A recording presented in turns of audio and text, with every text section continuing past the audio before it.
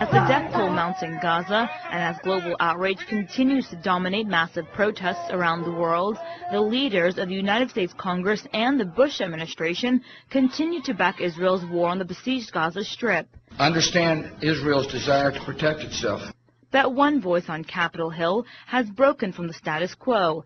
Republican Congressman Ron Paul recently called the onslaught in Gaza an atrocious massacre. It's our money and our weapons, but I think we encouraged it. Certainly the president has said nothing to diminish it. Matter of fact, he justifies it on moral grounds. Oh, they have a right to this, without ever mentioning the tragedy of Gaza. You know, the real problems that are there. To me, I look at it like a concentration camp, and people are making homemade bombs, and like they're the aggressors. Dr. Paul noted despite silence from the Obama camp, the U.S. is heavily involved in the ongoing assault on the 1.5 million Palestinians trapped in Gaza. I think if we weren't in the Middle East, there'd be a much greater motivation for Israel to deal with all the people, and maybe the Arab League. Maybe they would be talking to the Arab League every single day to work out problems. But they don't do that. They don't have the motivation because they know we'll back them up. No matter what happens over there, Israel knows, and our government knows, Republican or Democrat, that we'll do whatever is necessary to bail out Israel.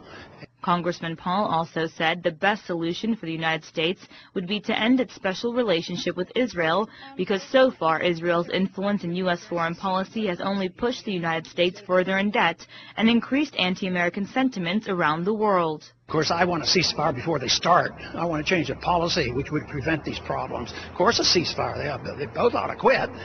But neither side right now are really ready to talk and deal with the major problems. So being on the side of just saying, well, my position is I'm calling for a ceasefire, that means you're involved in directing people on what to do. You know, if Israel has a problem they have to deal with it, I don't think it should be any of our business. It's just that it's our business, and we will be blamed because we support Israel blindly so. And we give them the money and we give them the weapons. That should be the contention that we approach here, and Congress should know about, and the American people should know about.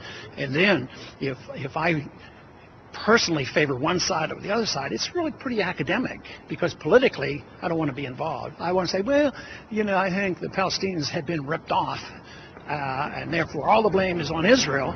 I've sort of stepped in a little bit more than I want to. I can have a personal opinion, but politically, my position is that America would be much better off if we just minded our own business. And, of course, I always tie this into the financial calamity that our foreign policy creates. We're spending way too much money, and that helped bring about this economic crisis.